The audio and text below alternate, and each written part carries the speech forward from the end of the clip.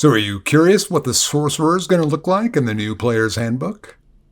Well, you're in luck, because behind today's secret door, what's in store for sorcerers?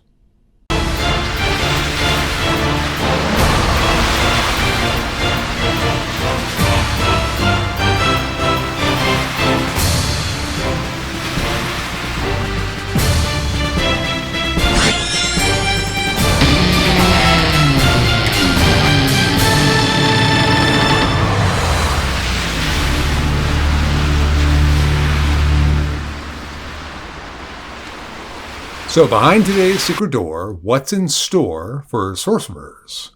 This is Secret Door, a channel devoted to in-depth discussion about Dungeons and Dragons, and my name is Matt Morich.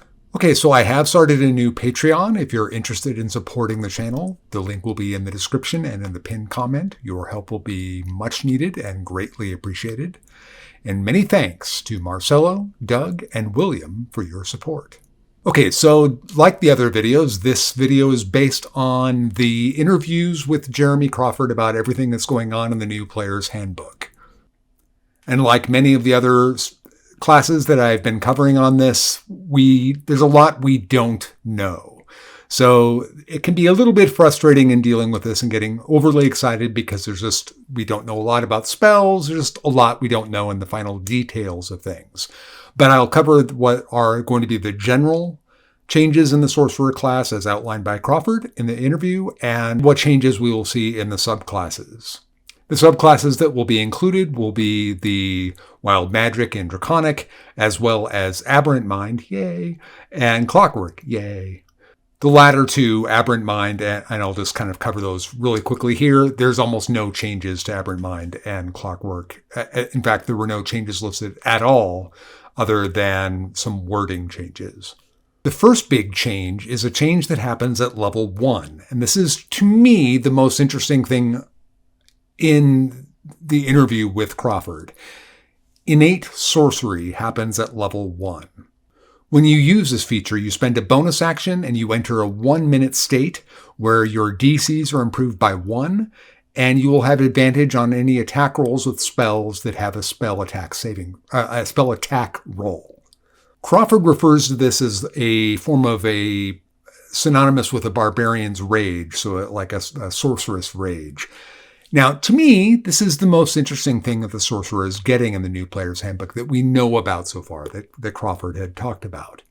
Obviously, having anything that's going to amp up your DCs, even by 1, is significant and makes you look at different spells a bit differently if you're playing a sorcerer. For example, any save or suck spells, which can be very, very powerful if the opponent fails their save, those are going to be a little bit more desirable to play with a sorcerer. Now, you're only going to get 2 of these, and I looked this up on the article on D&D Beyond, you're only going to get 2 uses of innate sorcery a day.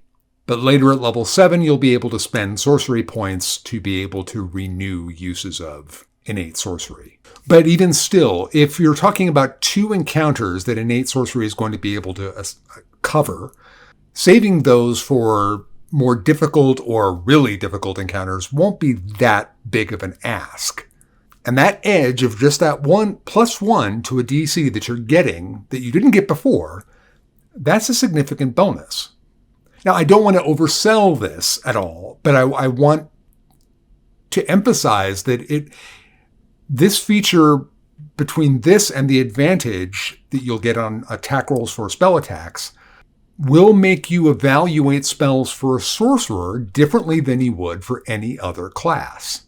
With the spell attack, with getting advantage on all of your attack rolls for spell attack rolls, that makes things like Scorching Ray, which I'm hardly a fan of normally, that advantage is a rather significant bump in damage to Scorching Ray and makes it, I'm not saying it would be a top tier pick by any means, or even like a good solid pick, but it puts it now into the question where if you've got the right build around it, maybe you could make Scorching Ray viable. So anything in that kind of category, spells that weren't desirable. And of course, I'm saying all this and I don't know what Scorching Ray is going to end up looking like. Maybe they gave Scorching Ray a bit of love in the new player's handbook. But if it went according to how it was in the old player's handbook, spells like that wouldn't be used might now be selected and pretty much only by sorcerers. And what I really like about that is that it's going to make the sorcerer, which is unique among the arcane classes, that it gives them a play style, potentially anyway, that could be even more unique. And I really dislike using the term that I just said, more unique. It's either unique or it's not, Matt. I hate that phrase. Anyway, it will make them unique, and it will give them a way of playing that will feel fresh and new and different. And this is, of course, all potentially. You could play a sorcerer however you want, but this gives you an avenue for exploring spells that might have been on the edge of whether you're going to take them or not, but now that extra little bump might push you over the top to pick them. And that's great. That's cool. The potential problem here, of course, is that because it is a first level get, and because you do get 2 uses of it even at first level, and that's really all you get until you are 7th level and are able to spend sorcery points to renew them, it could be potentially the new 1 level dip in terms of a lot of multi-classing options. Whereas before that may have been the Warlock, now you may see people grabbing 1 level of Sorcerer just to get innate spellcasting. Now, or innate sorcery. And I'm saying all this is all really, really hypothetical. I'm just guessing, but that looks like the one grab that's unique enough that it would be attractive to go spend 1 level to go get it. Maybe. Sorcerers will now, of course, be able to also change their cantrips after a long rest, change a cantrip after a long rest. And Font of Magic and Meta Magic will now both be available at level 2. And later they get Sorcerer's Restoration. This will allow a sorcerer, once they take a short rest once a day, they'll be able to restore half of their sorcery points, half of their level in sorcery points a day. Obviously, that's a very nice get. Then they get Sorcery Incarnate, which will allow them to be able to spend sorcery points to recover uses, or to get new uses, I should say, of innate sorcery. And I suspect this is where they're going to be a lot of what you got back from Sorcerer's Restoration at level 5 is now going to basically fund that in Sorcerer's Restoration at level 7. They'll also gain the ability to have 2 meta magics active on a spell when innate sorcery is active. Now that's a really, really big get. And then at level 20, they get Arcane Apotheosis. When innate sorcery is active, they won't spend anything. If I understood this clearly from Crawford, they won't spend any sorcery points on meta magic. That's obviously super powerful, but we are talking about a level 20 ability. So it should be powerful, but how long are you even going to be enjoying that ability? So overall, for the changes that happened for the sorcerer in general, obviously the 2 big standouts here are innate sorcery and the ability to regain sorcery points, albeit only a few, but it's something per day. Now going on to the subclasses, with Aberrant Mind and Clockwork, as I mentioned before, they will remain functionally identical. There will be some wording changes Crawford mentioned. I hope they're not inadvertently troublesome wording changes. He said that they would be there to clarify, and I hope that that's true. And now with Draconic, they will get the same resilience that they had before with armor class and with extra hit points. And they're going to get their own spell list. Now, he only mentioned 2 spells on that spell list. One is a new spell and one is a pretty good spell. They're going to get Dragon's Breath, which is a pretty strong spell to get on that list. To get that for free is a nice get. And then the new spell is Summon Dragon, and of course I can't even speculate on what that will look like. He said it's an altered version of what was in Fizban's. We'll have to see what it looks like, I guess.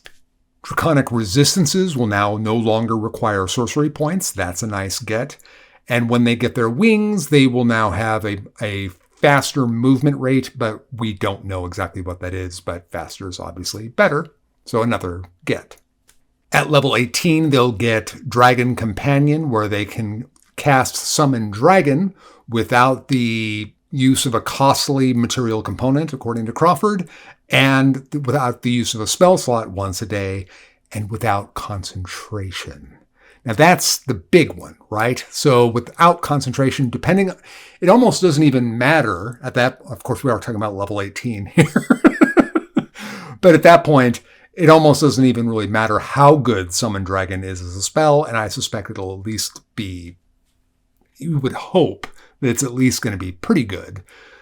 That getting it for free across the board and without concentration is super nice. But again, we are talking a level 18 ability. And then when we get to Wild Magic, this even gets more vague. What we know about Wild Magic is that Wild Magic Surges are no longer going to be a DM permission game, which is great for Wild Magic. When I first got the player's handbook, the new player's handbook, and I looked at the Sorcerer, I immediately was attracted to Wild Magic. Immediately. I'm sure a lot of players are.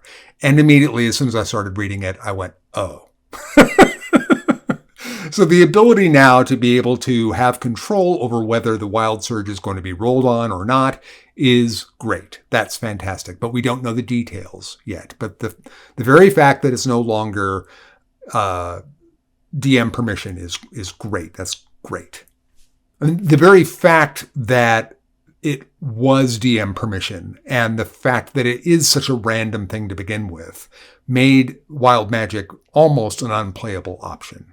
At level 18, Crawford mentions that a Wild Magic Sorcerer will be able to pick the effect that they want off of the Wild Magic table, with the exceptions of some of the final outcomes on the random table that are supposed to be the most powerful options. Those you won't be able to pick from, but everything else you'll be able to choose which one you want. Obviously great, and again, a level 18 ability. Now, on the final thing here that he talked about in general and specifically for Wild Magic was that the table itself, and we have two conflicting sources here. In the interview, he said that it was redone from top to bottom and that negative results there was going to be a small chance, so they're still there, the chance of a negative result, but he referred to it as a small chance in the interview. But in every other way, he talks about how the table was redone from top to bottom. But if you look at the D&D Beyond article, it said that it was tweaked, which is a very different way to look at it. Now, for me, the biggest change that needed to happen for Wild Magic was to get rid of the DM permission angle of it. I do hope that the Wild Magic table has a much smaller chance of something going bad, but I'm glad that there is still something that could go wrong. That's great. But having it be so representative on that table was also a prohibitive thing, especially so many tables, a Wild Magic Sorcerer would feel guilty for even playing the character for the chance, because negative results are going to happen eventually. So you're always going to feel guilty for inflicting that on your entire party. And, if something really bad were to happen, a character were to die from that would be your fault. I know as a player, I would feel horrible if that were to happen. So we won't know until we see it. But in general, if I'm going to take Crawford at his word here over what the D&D Beyond article said, and that it was redone from top to bottom, and that the negative results are minimized. I'm glad they're still there, but that they're minimized. That's good. So overall, I would say that the Sorcerer obviously didn't need very much help. A very, very, very, very, very, very, very, very strong class. And it didn't get help that I think was over the top. It got enough to make it play a little bit differently. It's obviously a little bit more powerful. And in some ways, it could be noticeably more powerful. But in the way that they pushed it, I'm okay with that. And it doesn't seem, at least from my senses right now, broken or imbalanced or anything like that, whatever word you want to use. But what's really great is like what I talked about with innate sorcery is that it's going to have the effect, I think, of promoting certain spells that might not have otherwise made the cut. And that, to me, is fantastic.